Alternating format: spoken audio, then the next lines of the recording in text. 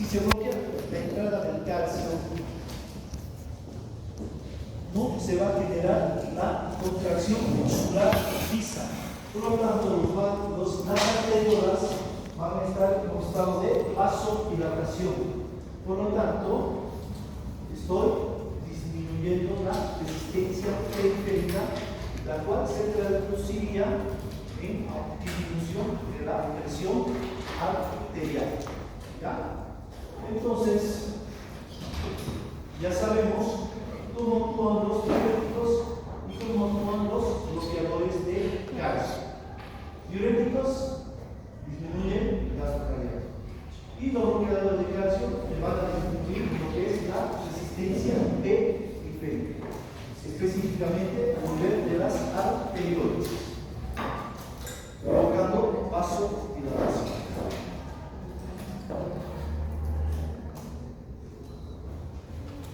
Entonces, ya sabemos la fórmula de la presión, que es gasto cardíaco por resistencia periférica, y tenemos que saber que existen dos presiones durante el ciclo cardíaco. Existe la presión sistólica, que es esta, la más alta, podemos decir, 120, y tenemos la presión diastólica, que es más o menos 80 grados de alta. ¿Ya? Entonces, ¿cómo se genera la presión sistólica? Como sabemos, una vez que se han llegado los ventrículos, se produce la contracción, la sístole, y la sangre es expulsada hacia la aorta. Esta sangre sale a una presión y a una velocidad y golpea las paredes de la aorta, de la arteria aorta. Y esto genera una onda de presión que la conocemos como presión sistólica. Entonces, ¿qué es la presión sistólica? Es cuando la sangre sale a una velocidad y a una presión y golpea las paredes de la aorta. Luego, como ustedes saben, primeramente la aorta se distiende, luego se contrae y la sangre retrocede hacia el ventrículo izquierdo, cerrando la válvula aórtica. ¿Ya? Y la sangre retrocede nuevamente hacia los ventrículos. ¿Ya? Durante esto se genera la presión diastólica. ¿Ya? Entonces podemos decir que es la sangre que se encuentra, según los conceptos de Guyton, que es la sangre que se encuentra en los capilares y no genera ningún tipo de presión a nivel de los ventrículos. A eso llamaríamos presión diastólica. La presión sistólica entonces sería lo mismo que presión arterial. La presión sistólica claro, la presión sistólica cuando se genera la sístole, ¿ya? Golpea las paredes de la aorta, y eso te va a generar la presión aórtica, ¿ya? Pero la presión que vos tomas con el tensiómetro lo tomas a nivel de la arteria humeral, y esa es la corrección de la presión que se hace a nivel de la aorta. ¿Ya? Entonces, tenemos una presión sistólica y tenemos una presión diastólica. ¿Cómo sería la presión sistólica es 182 y la presión diastólica es 84? 182, 84, ¿no? Sería una presión arterial normal. Después vamos a ver qué es hipertensión. No, 184. No es hipertensión. 184 me dice. No, 164. 164. No, pero digamos, cuando se está arriba de 140 ya se considera hipertensión. No importa. ¿No importa qué? No importa. No, pero está con hipertensión sistólica. ya es hipertensión. Pero esto hay, por ejemplo, en las personas mayores, por ejemplo, así, personas de 60, 70 años, ellos manejan más o menos presiones 140, 150, y se la puede considerar normal porque las paredes de la arteria aorta ya están más físicas, ya no tiene esa sensibilidad, por lo tanto, puede producir hipertensión. ¿Ya? Entonces, ya sabemos que hay una presión sistólica y hay una presión diastólica.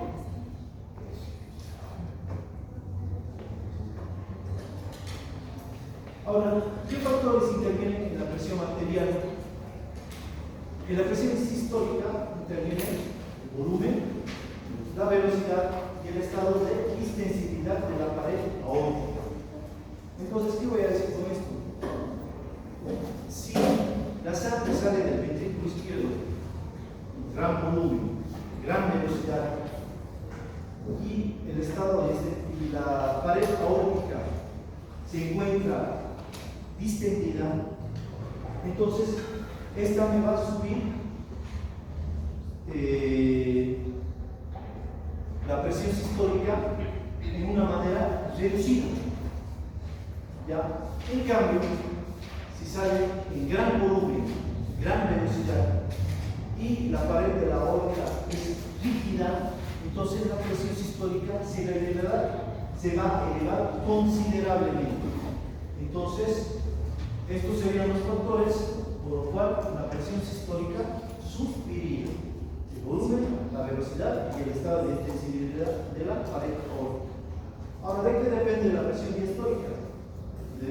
Depende también del valor de la presión sistólica, depende de la resistencia vascular periférica y depende de la frecuencia cardíaca. Entonces, dicho todo esto, nosotros tenemos que saber si queremos bajar la presión diastólica, tenemos que bajar la presión sistólica, tenemos que disminuir la resistencia vascular periférica que está abajo de las arteriolas, y igualmente tenemos que disminuir la frecuencia cardíaca. De esta manera, disminuiríamos la presión diastólica. Ahora, ¿cómo se puede obtener la presión arterial según la edad? Esto para las personas menores de 50 años. Por ejemplo, si tiene usted 40 años, le suma una constante que es 100. Entonces, 40 más 100 sería 140. Entonces, más o menos, se puede considerar que una presión normal sería una persona de 40 años, 140 milímetros de mercurio.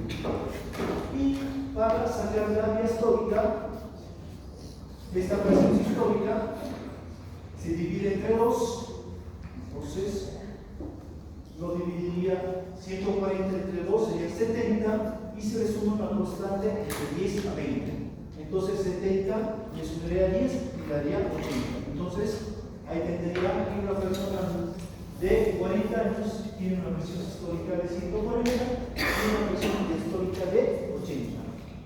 Bueno, esto más o menos se hace para calcular la presión según la edad, pero considerando siempre que sean menores de 50 años. Ahora, aquí tenemos lo que es la presión diferencial o la presión de pulso. ¿Cómo se obtiene? Tengo aquí mi presión sistólica de 120, mi presión diastólica de 80. Entonces tengo que hacer la diferencia entre 120 y 80. Entonces, 120 le resto 40 y me daría 40 milímetros de mercurio.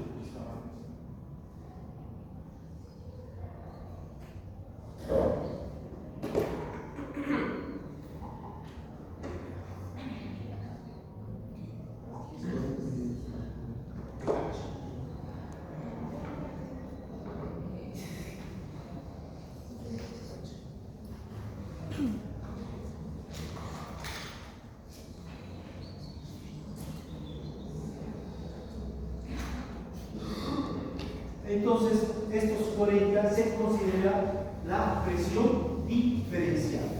Ahora tenemos dos tipos de presión diferencial. Tenemos la presión diferencial divergente, que es cuando la presión diastólica se aleja demasiado de la presión sistólica. Por ejemplo, aquí tenemos una presión diastólica de 40. Entonces, tenemos que es una presión diferencial divergente.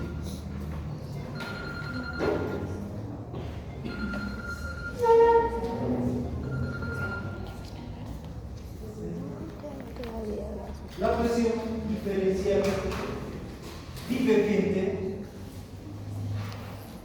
se da, por ejemplo, cuando hay personas que sufren de insuficiencia aórtica. ¿Ya? Hay una serie de enfermedades que te producen la insuficiencia aórtica. Por ejemplo, la fiebre reumática. ¿Qué pasa aquí? Entonces, se produce la contracción del ventrículo, la sístole, sale la sangre, golpea las paredes de la arteria, se produce la presión sistólica y luego retorna la sangre hacia el ventrículo izquierdo. Pero como hay una insuficiencia de la válvula aórtica, la sangre sigue entrando hacia el ventrículo izquierdo. Y esto genera que disminuya aún más la presión diastólica y nos daría una presión diferencial divergente. Ahora, también hay una presión diferencial convergente, que es cuando la presión diastólica se acerca más hacia la presión sistólica. Entonces, por ejemplo, aquí tenemos 120, 100. Esto sería una presión diferencial convergente. Entonces ya tienen los dos tipos de presión diferencial.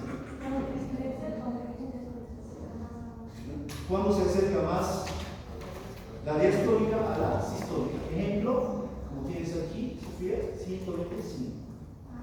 ¿Ya? Y la divergente, la diastólica, se aleja de la sistólica.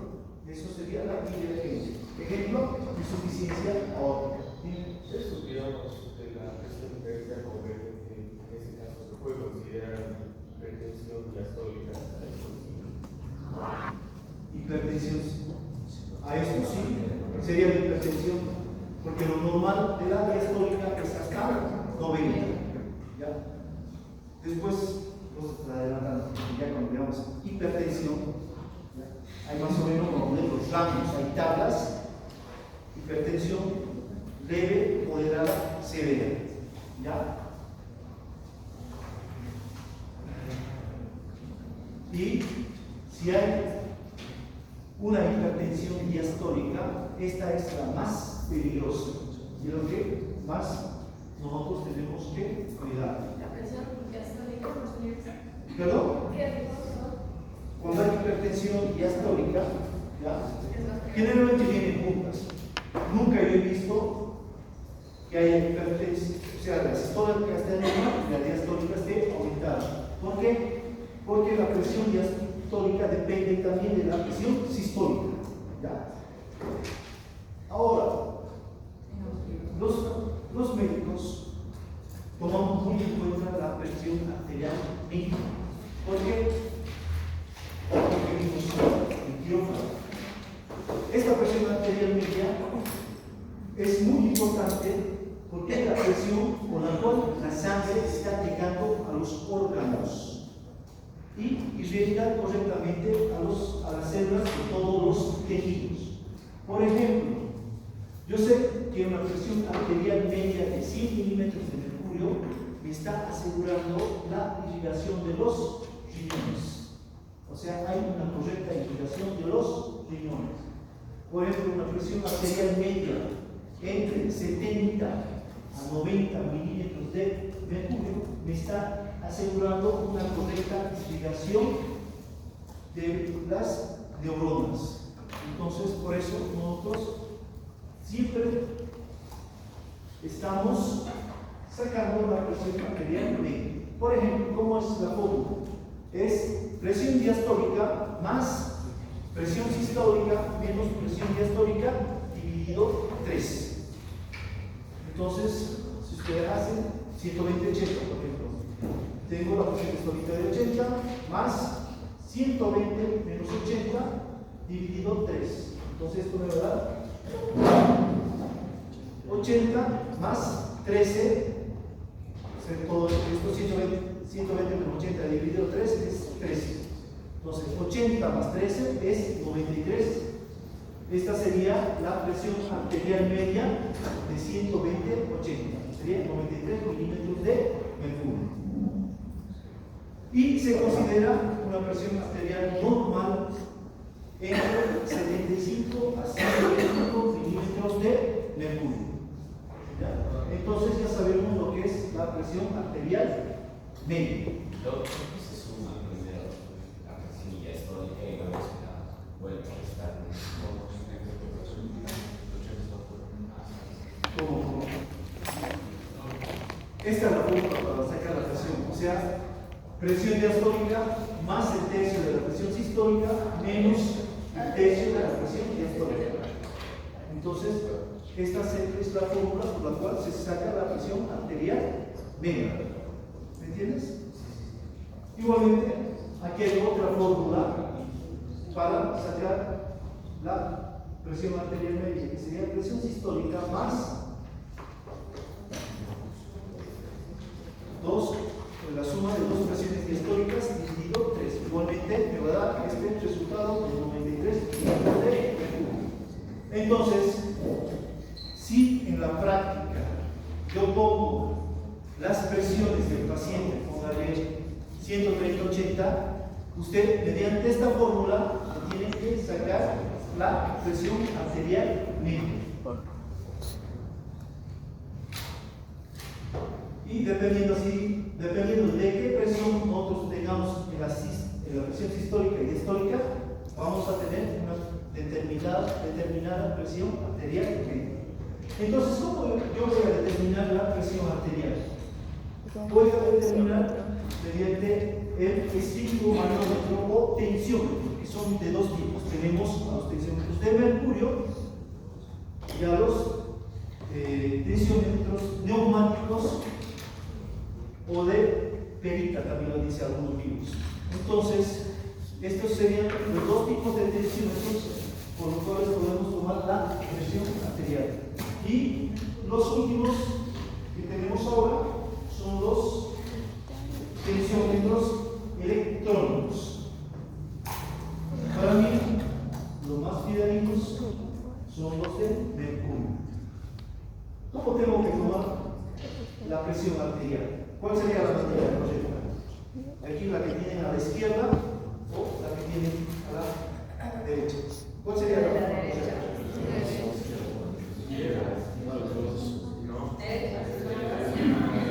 O sea, la de ella. Izquierda de la pantalla. Izquierda de la pantalla. Pero ¿saben cómo hace? Tomando el pulso.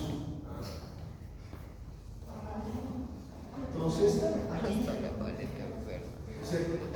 insuflas, ya, más o menos hasta 200 y dejas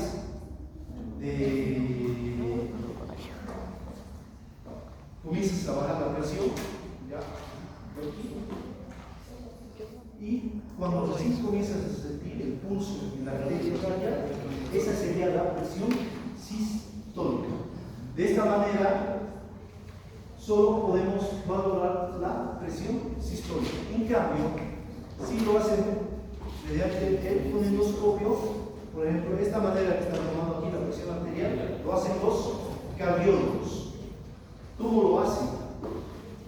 Ubica primeramente la arteria humeral, ¿ya? Y coloca el fonendoscopio sobre esta arteria. Luego, insuflan el manguito del tensiómetro, el cual tiene que estar a 2 o a 3 traveses de la fisura anterior del cobre.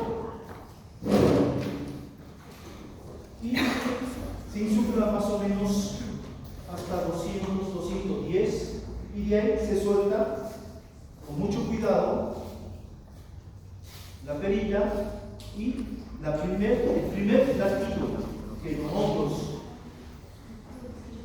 percibimos mediante el fonendoscopio es la presión sistólica. Y tenemos los latidos hasta ya cuando desaparecen los latidos sería la presión diastólica. Entonces esa sería la manera de determinar la presión arterial por los tensiómetros. ¿Ya? Vamos a hacer esto en la práctica de tomar la presión arterial. Igualmente para la anestesiología lo van a ver nuevamente. Entonces, ¿qué parámetros tengo que tomar yo para tomar una presión arterial normal? Primeramente, que la persona no tiene que estar expuesta a estímulos, ¿ya?, los cuales te generen una descarga adrenérgica y te suban la presión arterial. Por lo tanto, la persona tiene que estar tranquila. ¿Ya? Por ejemplo, se dice que si la persona, el paciente llega a tu consultorio, por lo menos tienes que esperar 5 a 10 minutos para recién tomar la presión arterial. ¿Ya? Porque la persona tiene que estar tranquila. Luego, ¿qué más? Siempre se tiene que tomar la presión arterial. La persona tiene que estar recostada o sentada. ¿Ya? ¿Qué más? No tiene que haber siempre, la mano tiene que estar abierta, no tiene que estar cerrada. ¿Qué más? No tiene que haber nada que esté comprimiendo el brazo de la persona. Entonces, todos estos parámetros son para tomar una presión arterial normal. Ahora, ¿qué variaciones fisiológicas puede haber de la presión arterial? Por ejemplo, el ejercicio estático.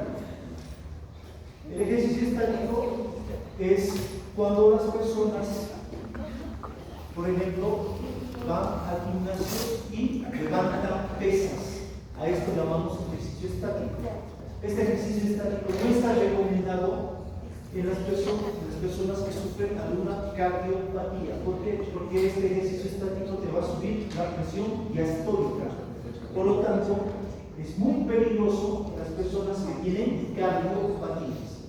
El ejercicio dinámico, por ejemplo, los que hacen fútbol, básquet o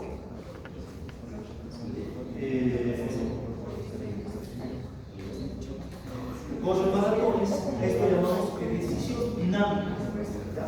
Entonces, este ejercicio dinámico es muy recomendado a las personas para bajar la presión diastólica. Las personas que tienen hipertensión arterial tienen que hacer un ejercicio dinámico.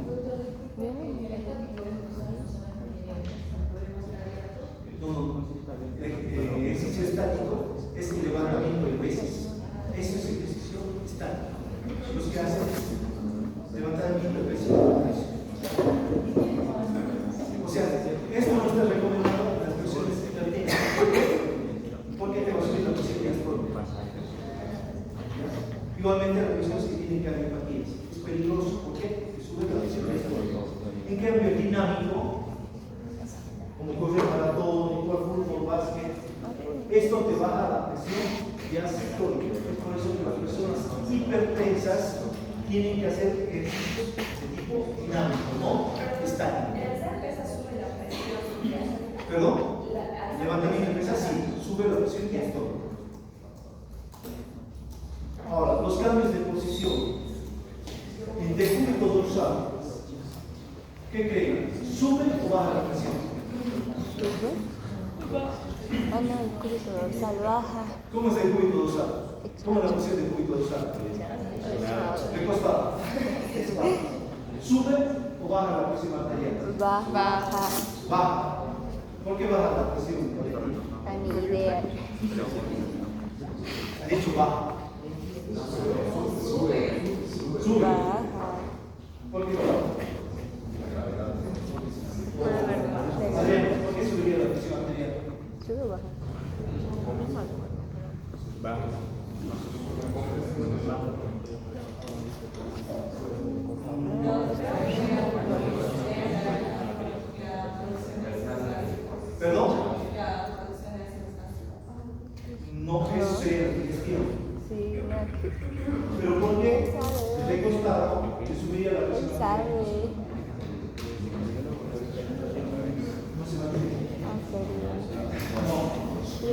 sube la presión arterial. ¿Por qué? Porque cuesta más llegar a la zona.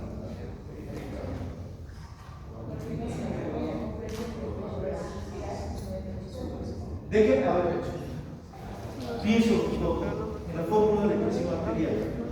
Gasto cardíaco por retorno venoso. Hay que darle un paso, es más complicado porque no está echado, no funciona igual que es. Más o menos va por ahí. ¿Ya? Lo que pasa es que cuando nosotros estamos en el circuito dorsal, hay aumento de retorno venoso. Entonces, el retorno venoso, saben ustedes que llega con la vena cava superior, inferior, ¿y qué haría? Aumenta el llenado ventricular, por lo tanto, aumentaría el volumen telediastólico, o sea, aumenta la precarga, por lo tanto, aumenta la presión arterial. ¿Ya? No se olviden que las venas contienen más o menos el 64% de la sangre. ¿Ya? Es por eso, si una persona se desmaya y ustedes toman la presión y está baja, ¿qué tienen que hacer para aumentar el retorno venoso? Levantar las piernas. Por eso estarías aumentando el retorno venoso hacia el corazón y tendría que subir la presión arterial. Ahora, la posición ortostática o de pie, ¿sube o baja la presión? Baja. La presión va a bajar con la posición de pie porque disminuye el retorno venoso hacia el corazón. Digestión. Como dijo su compañera, en el momento de la digestión se tiene que producir mayor cantidad de glucógásticos, por lo tanto tiene que aumentar el gasto cardíaco, por lo tanto aumentaría la presión arterial. La mujer embarazada tiende a subir o bajar la presión. Subir. Entonces sube la presión arterial. ¿Ya? ¿Por qué? Porque se presiona. El bebé presiona. No, si el bebé presionara, disminuye el retorno venoso y disminuye la presión arterial. Pero aquí estamos hablando, esto sería el último trimestre del embarazo, cuando la paciente está recostada. Pero en una mujer embarazada, ¿ya? La presión arterial tiende a subir. ¿Por qué? Porque hay mayor cantidad de líquido a nivel del espacio extracelular, específicamente a nivel del espacio intravascular. Por los cambios hormonales que se producen en la mujer embarazada, aumenta la cantidad de líquido a nivel intravascular y esto aumentaría la presión arterial. ¿Perdón? Eso lo ver después. Exacto. Ese sistema de angiotensina. Ahora, en el sexo, ¿quién tendrá mayor presión? ¿Los hombres o las mujeres? Los hombres, hasta la edad de los 45 años, tienen la presión más alta que las mujeres. Pero luego de los 45 años se considera que las mujeres pueden tener mayor presión que los hombres porque por los cambios hormonales que se producen. 45 años. Aspecto sociocultural. Por ejemplo, las personas que viven en el primer mundo, o sea, en Europa, Estados Unidos, tienden a tener presiones más altas. ¿Por qué será? Por el estilo de vida. El estrés, el sedentarismo, la mala alimentación. Entonces estas personas tienden a la aterosclerosis, por lo tanto, las personas del primer mundo tienen presión arterial más alta. ¿Ya? Entonces, todos estos factores nos generan variaciones fisiológicas de la presión arterial. Ahora vamos a ver lo que es la regulación de la presión arterial. Tenemos a corto plazo, mediano plazo y largo plazo. Esta sería a corto plazo. Como vemos aquí tenemos que tomar en cuenta tres cosas. Primero tenemos una vía aferente, tenemos el centro donde se regula la presión arterial, que es ¿dónde? ¿Dónde se encontraría?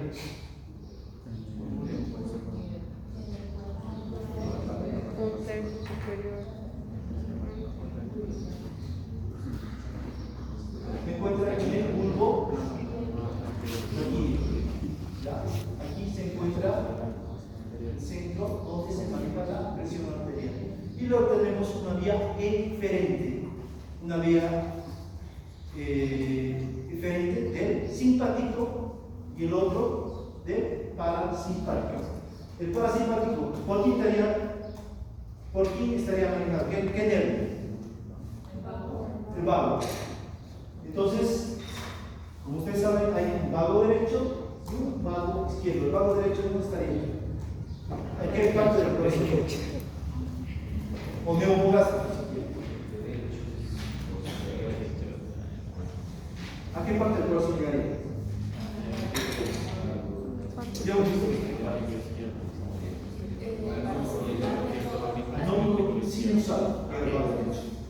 El vago izquierdo llega al nódulo ventricular. Entonces, y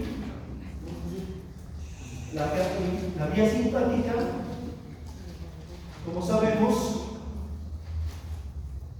llega por la vía eferente, por los nervios simpáticos que están a lo largo de la columna vertebral, que va C7, C8 y T1.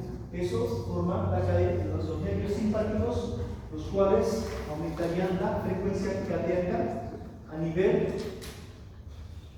de las fibras musculares cardíacas. Entonces, como sabemos, ahí están estos nervios simpáticos que forman también el nervio estriado. Entonces, dicho todo esto, como sabemos, tenemos los vasoreceptores. Estos vasoreceptores se encuentran a nivel del callado de la aorta y se encuentran a nivel de las carótidas. ¿Ya? Aquí hay una dilatación, ahí se encontrarían los vasoreceptores del callado aórtico, perdón, de carótida, ¿ya? En la carótida, entonces, en su bifurcación.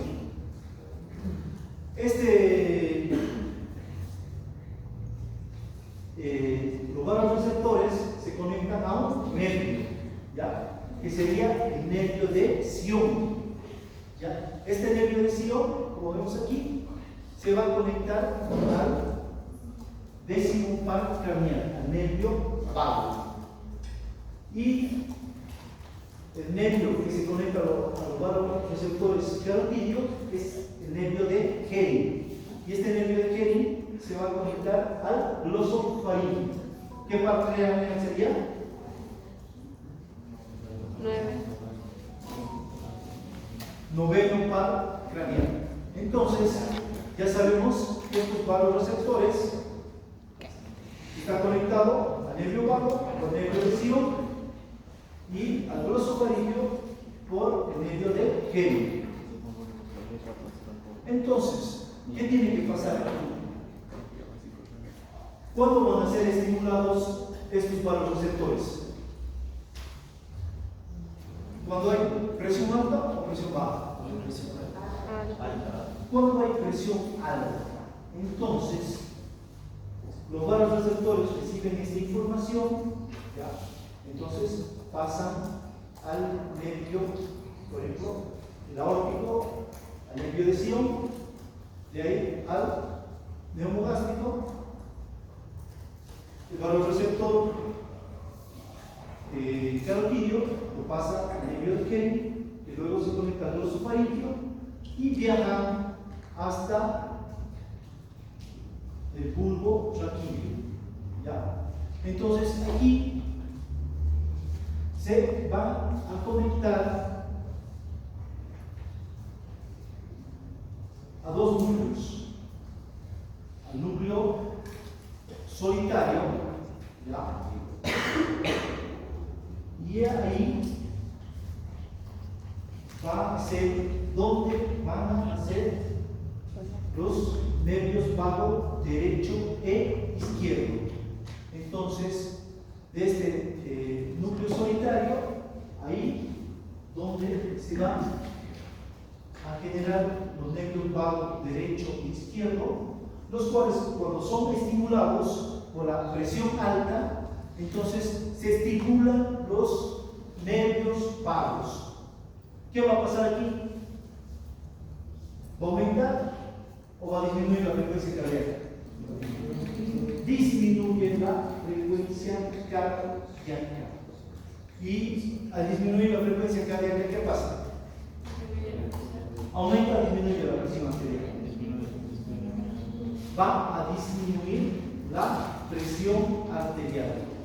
Entonces, el mecanismo por el cual disminuye la presión arterial es disminuyendo la frecuencia cardíaca. Entonces, hay hipertensión, es captado por los receptores y esta información va al bulbo raquídeo, al núcleo solitario, donde se generan los nervios vagos derecho e izquierdo.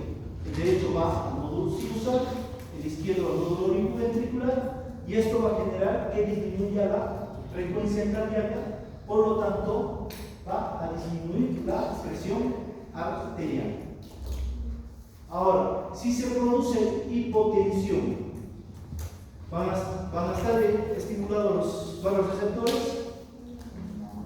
No se estimulan los vasoreceptores.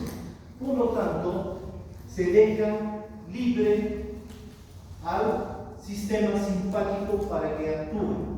Este sistema simpático se genera a nivel del sistema reticular, el núcleo reticular. Entonces, de ahí bajan los nervios simpáticos, del núcleo reticular, ¿ya? Entonces, estos bajarían hasta las fibras musculares cardíacas, ¿ya? Y van a actuar sobre los receptores beta. ¿Cuáles serían? ¿Los beta 1, o los beta 2 o los beta 3? Beta 1. Entonces, el sistema nervioso simpático actuaría a nivel de los receptores beta 1. ¿Qué van a hacer? Entonces, que el simpático está representado por la adrenalina y la no adrenalina. ¿Ya? Entonces, que aumentaría la frecuencia cardíaca y por lo tanto, igualmente te aumenta la fuerza de contracción de las fibras musculares cardíacas. Por lo tanto, te aumentaría la presión arterial. Dime, Adriano. El simpático no era solo la noradrenalina. Es noradrenalina y adrenalina. ¿Ya? A ver, despejando tu duda, Adriano. ¿Dónde se produce la noradrenalina y adrenalina? En las glándulas suprarrenales, específicamente en la corteza o en la médula. En la médula. Entonces, se produce tanto la adrenalina como la no adrenalina. ¿Ya? Entonces, mediante el simpático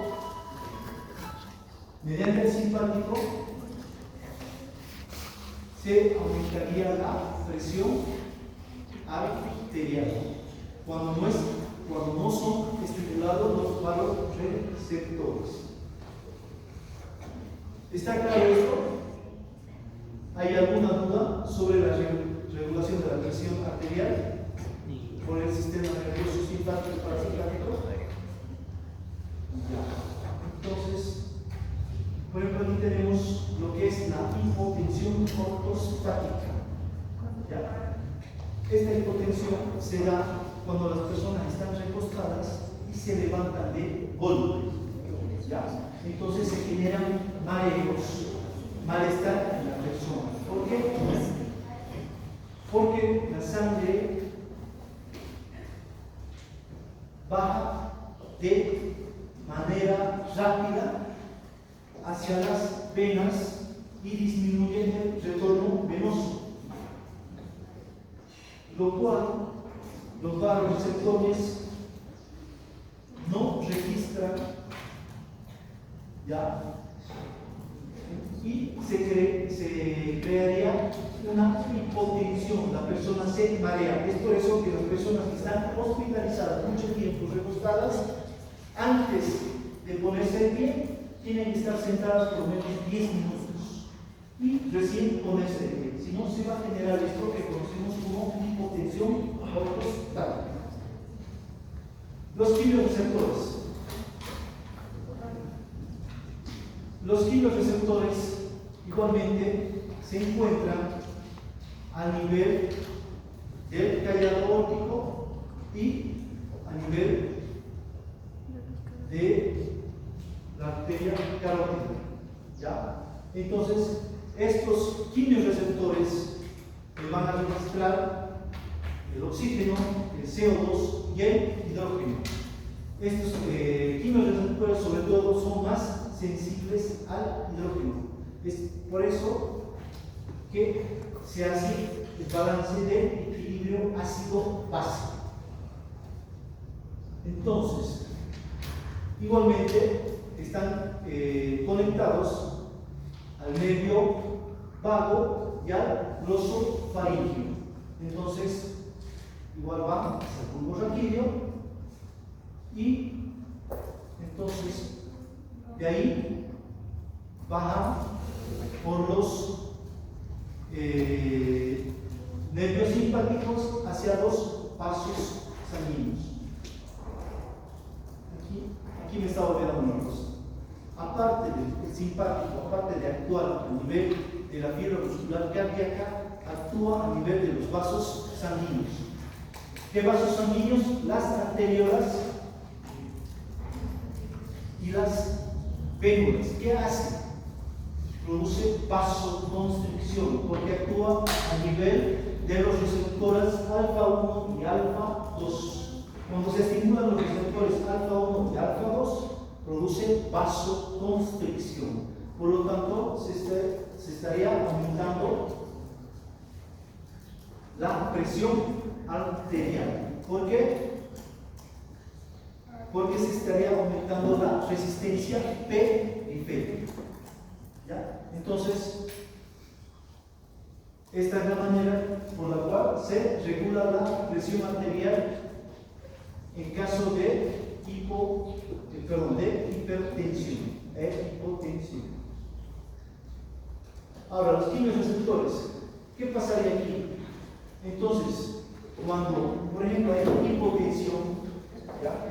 Entonces, igualmente los niveles de oxígeno van a estar bajos y los niveles de CO2 y hidrógeno están elevados. Esto es captado por los quimioreceptores que por la vía ferente llegan hasta el bulbo raquídeo y de aquí por la vía, esto es captado por la vía luego aquí es estimulado el simpático, el cual actúa a nivel de los vasos sanguíneos y se hace una descarga adrenérgica sobre los receptores alfa 1 y alfa 2, produciendo vasoconstricción. Por lo tanto, aumentaría la presión arterial. ¿Ya? Entonces, esta es la manera por la cual los quimioreceptores actúan. Sobre todo son más sensibles al hidrógeno. Cuando el hidrógeno está aumentado, entonces Por lo tanto, produciría una vasoconstricción a nivel de los vasos sanguíneos por estimulación simpática. ¿Qué tenemos aquí? Tenemos los receptores de la aurícula derecha. ¿Ya? Entonces, como sabemos, a la aurícula derecha le llega sangre de la vena cava superior y de la vena cava inferior. Entonces, aquí en las paredes de la aurícula derecha, sobre todo a nivel de la pared posterior, existen receptores de presión. Estos receptores se encuentran cerca del nódulo sinusal. ¿Ya? Entonces, cuando hay gran llegada de sangre a la aurícula derecha, hay un exceso de llegada de sangre, se dilatan las paredes de la aurícula derecha y esto produce el reflejo de Van Rich, ¿ya? El cual hace que aumente la frecuencia cardíaca, ¿ya? Y al producir el aumento de la frecuencia cardíaca va a bombear mayor cantidad de sangre, aliviando el exceso de sangre que existe en el corazón mediante este reflejo de Van Rich, gracias a los receptores que se encuentran en las paredes posteriores de la aurícula derecha. Igualmente, existen receptores, ¿ya?, los cuales, al haber un exceso de sangre en la aurícula derecha, estos receptores están conectados con el hipotálamo, donde se produce la hormona antidiurética. ¿En qué parte del hipotálamo se produce la hormona antidiurética? ¿En la adenohipófisis o en la neurohipófisis?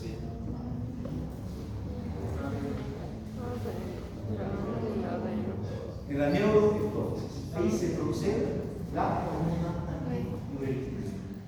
¿Ya? Entonces, ¿qué pasa aquí? Cuando existe un exceso de sangre que llega a la aurícula derecha y se estimulan los receptores que están conectados con el hipotálamo, entonces manda una señal para que se deje de producir la hormona antidiurética. Por lo tanto, esto hace que los riñones filtren más orina, aumenta la cantidad de orina y por lo tanto, al eliminarse más orina, disminuye el retorno venoso y por lo tanto va a disminuir la presión arterial.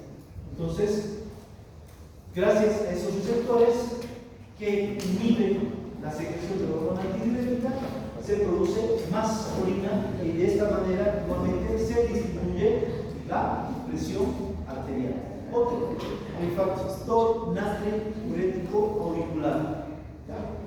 Este factor es producido por la aurícula derecha y actúa a nivel de los riñones para que se retenga mayor cantidad de sodio. ¿Ya? Y al retener mayor cantidad de sodio, entonces se va a retener mayor cantidad de líquido. ¿Ya? Entonces, cuando hay un aumento de sangre que llega a la aurícula derecha y distiende entonces las paredes de la aurícula derecha, se inhibe también el factor natriurético auricular. ¿Para qué? Para que aumente la cantidad de orina. Entonces, ¿qué podemos decir? Que cuando se distienden las paredes de la arteria, se va a inhibir la hormona antidiurética y se va a inhibir el factor natriurético auricular. De esta manera, se elimina más orina, disminuye el retorno venoso y va a disminuir la presión arterial. ¿Está claro? Entonces, estos serían los receptores por el cual se maneja. El factor natriurético se inhibe la producción de antidiurética. No. el factor natriurético se tiene que inhibir. Cuando se distienden las paredes de la aurícula derecha, se inhibe la secreción del factor natriurético auricular. ¿Por qué? ¿Qué hace este? Retiene sodio. ¿Ya? Entonces, al inhibirse, se elimina más sodio, por lo tanto, se elimina más agua. Entonces, va a aumentar la orina. ¿Ya? Entonces, cuando hay distensión de la aurícula derecha, con la mayor cantidad de llegada de sangre, se va a inhibir la producción de hormona diurética y del factor natriurético auricular. ¿Ya? Entonces, esta es otra manera por la cual se regula la presión arterial. Respuesta isquémica del sistema nervioso central frente a la presión arterial. Entonces, esto se da a nivel del hipotálamo y del bulbo raquídeo. Por ejemplo, cuando existen tumores a este nivel, estos tumores van a comprimir los vasos sanguíneos que inhiben comprimen los vasos sanguíneos que irrigan al hipotálamo y al bulbo raquídeo. Esa disminución de la irrigación se llama isquemia. ¿Ya? A eso me refiero con isquemia. Entonces, cuando se produce esto a nivel del hipotálamo y del bulbo raquídeo, se va a estimular al sistema simpático. ¿Ya? Es por eso que se va a producir un aumento de la presión arterial.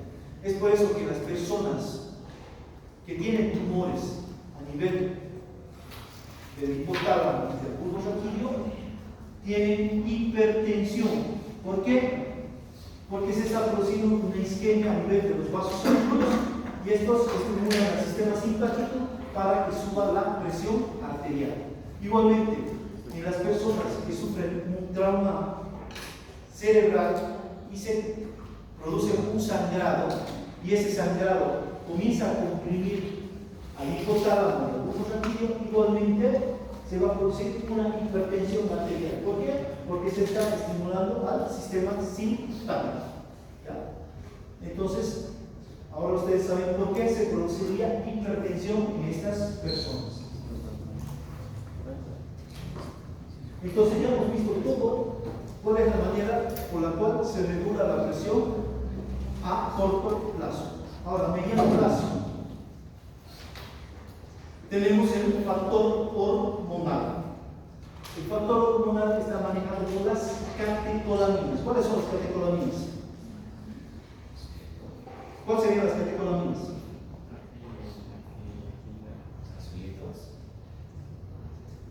Sí, aquí se producen.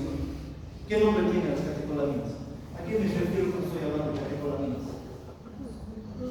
Me estoy refiriendo a la adrenalina y a la no adrenalina. Siempre que ustedes escuchen hablar de catecolaminas, me refiero a la adrenalina y a la no adrenalina. ¿Dónde se produce? En la glándula suprarrenal, específicamente en la médula de la glándula suprarrenal. Se produce la adrenalina y la no adrenalina. Aparte de la no adrenalina, también se produce a nivel de las terminaciones nerviosas del simpático. También se produce no adrenalina ahí. Entonces, estas catecolaminas, ¿qué van a hacer? ¿Aumentan o disminuyen la presión arterial? Aumentan la presión arterial. ¿Por qué? ¿Dónde actuarían? Adrián. Ya, mediante claro. El simpático, cuando se descarga, le produce adrenalina y no la adrenalina. Pero ¿dónde actuarían para aumentar la presión arterial? Beta 1, ¿dónde se encuentra el beta 1?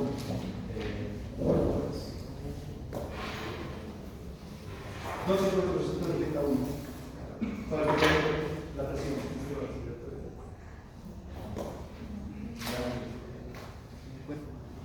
Claro, pero los receptores beta 1 se encuentran en las fibras musculares cardíacas. Entonces, específicamente en el nódulo sinusal.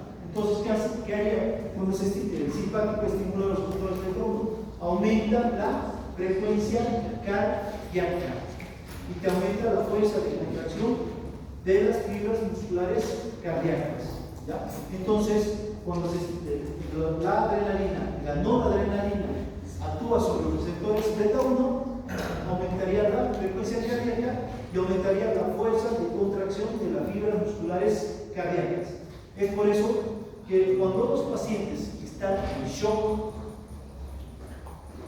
y están hipotensas, colocamos noradrenalina en infusión continua, en bombas. Porque ¿qué quiero hacer? Subir la presión arterial.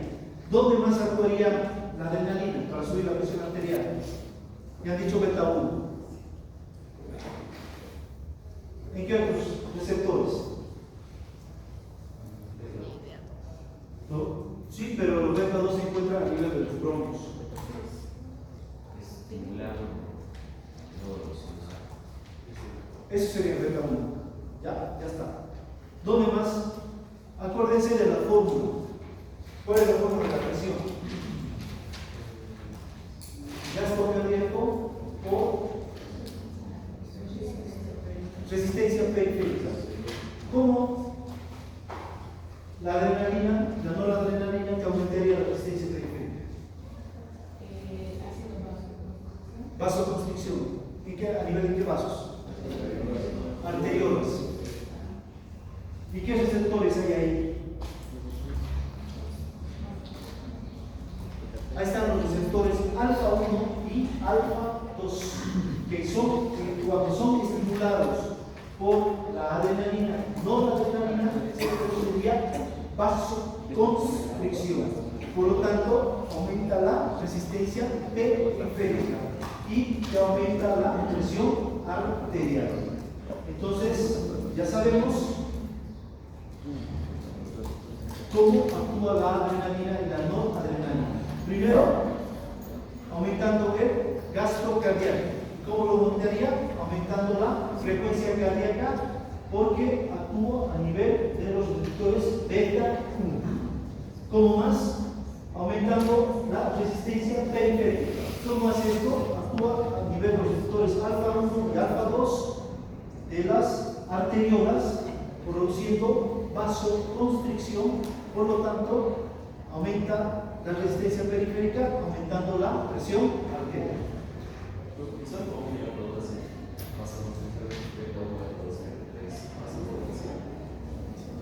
Los beta 1 están a nivel del corazón, aumenta la frecuencia cardíaca.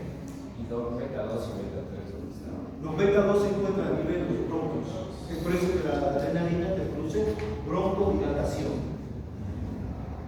Eso va a ver cuando estén viendo pulmones. Vos, ahorita, impresión que tienes que saber que la adrenalina y no la adrenalina actúan sobre los beta 1. ¿Ya? ¿Qué te va a hacer? Aumenta la frecuencia cardíaca. Por lo tanto, te va a aumentar el gasto cardíaco. ¿Qué más actúa? A nivel de los alfa 1 y alfa 2, produciendo vasoconstricción.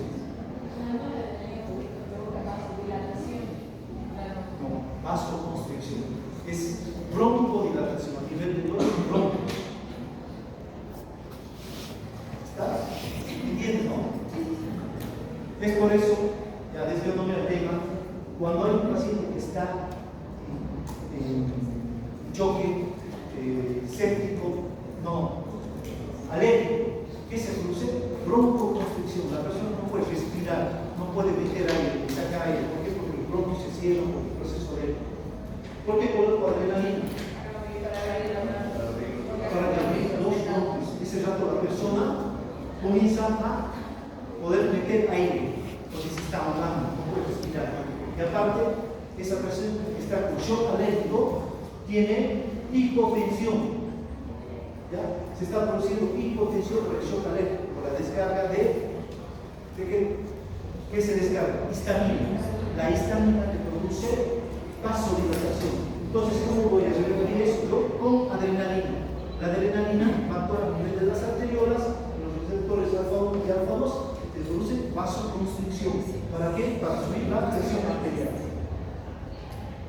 Ahora, dicho todo esto, si yo tengo una sufriendo, o una persona que está sufriendo un shock aéreo, le toman la presión arterial y sabe que está hipotensa, no puede respirar, ¿sabes qué tratamiento es adrenalina? ¿Cómo le colocaría la adrenalina? ¿Dónde lo colocarías? Así vamos a comparar. ¿En el cuello? ¿Dónde en el cuello? No sé si vas a poder canalizar la verdad. ¿Sabes qué lo que pasa es que la persona está tan hipotensa, la presión tan baja, que no tiene venas? Es muy difícil de analizar a una persona que está en choque. Ahora, Adrián, si vos colocas adrenalina en el brazo, ¿ya? vas a causar por la vasoconstricción intensa que produce la adrenalina, vas a producir que muera parte del músculo por la vasoconstricción intensa que produce la adrenalina, ¿ya? O sea, te vas a salvar la vida, pero posteriormente esa persona va a tener que entrar porque va a haber muerte del músculo. ¿Perdón? No sé. Es por eso que la adrenalina se tiene que colocar en la pierna, en el tercio externo de la pierna. Este músculo no está prácticamente ligado a los demás. Por eso la indicación de colocar adrenalina es en el tercio externo del músculo. Ahí colocas la adrenalina. Entonces, usted que haga la adrenalina, directamente lo coloca ahí para que suba la presión arterial y se produzca una bronchodilatación. Esta es la manera por la cual usted va a salvar la vida a esta persona. A las personas asmáticas, cuando están con un asma severo, que no pasan los broncodilatadores, se los nebuliza con adrenalina. Entonces, ¿por qué? Porque la adrenalina te va a causar bronchodilatación. Entonces, quedaremos